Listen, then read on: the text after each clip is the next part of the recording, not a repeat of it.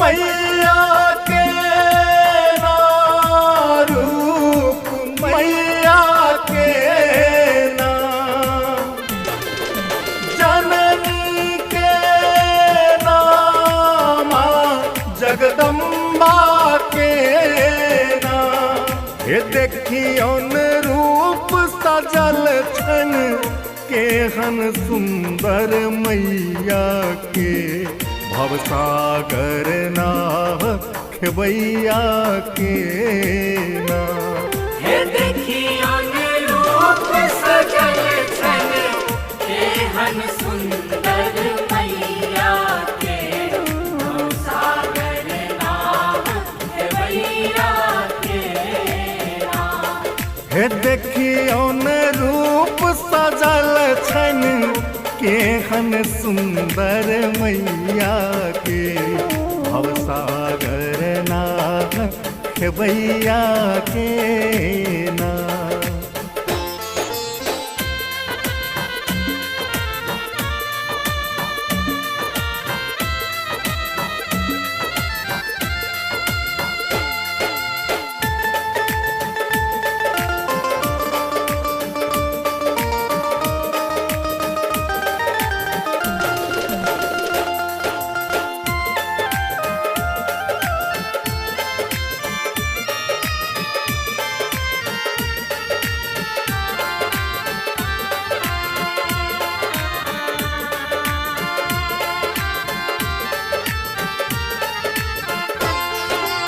माता के काता शोभन हाथ चंडक मुंडो लेने साथ माता के काता शोभन हाथ चंडक मुंडो लेने साथ माता के काता शोभन हाथ चंडक मुंडो लेने साथ माता के काता शोभन हाथ चंडक मुंडो लेने साथ जिहुआ लह लह कारण रणचंदी कहबैया के भवसागर ना खेवैया के ना हे देखियौन रूप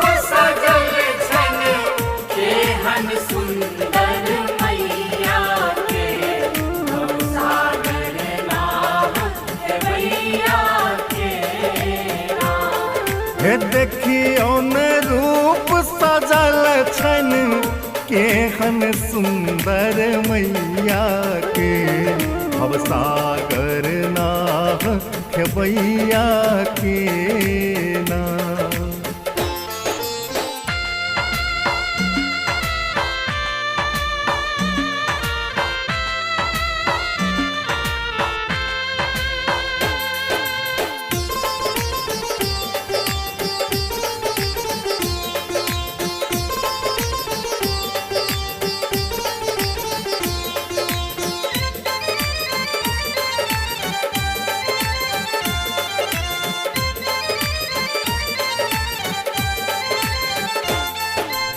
माँ के गर्दन सुंदर माला तेसर नेत्र खुजल विशाला माँ के गर्दन सुंदर माला तेसर नेत्र खुजल विशाला माँ के गर्दन सुंदर माला तेसर नेत्र खुजल विशाला माँ के गर्दन सुंदर माला तेसर नेत्र खुजल विशाला जो सब मिल विनती करियन शमशानक रहबैया के भवसागर ना खेवैया के ना हे देखियौन रूप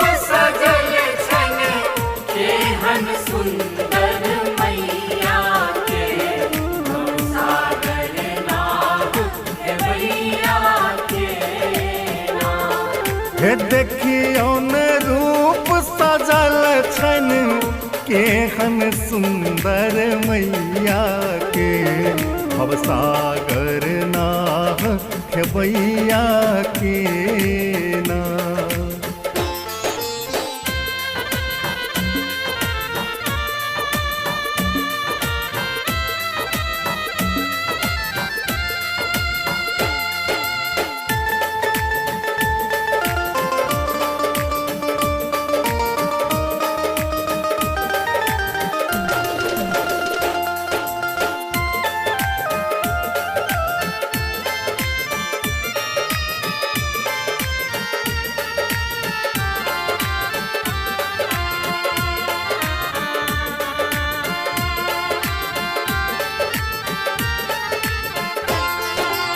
शिव के छाती छथि आरूढ़ मणिकांतक करथि मनसा पूर। शिव के छाती छथि आरूढ़ मणिकांतक करथि मनसा पूर।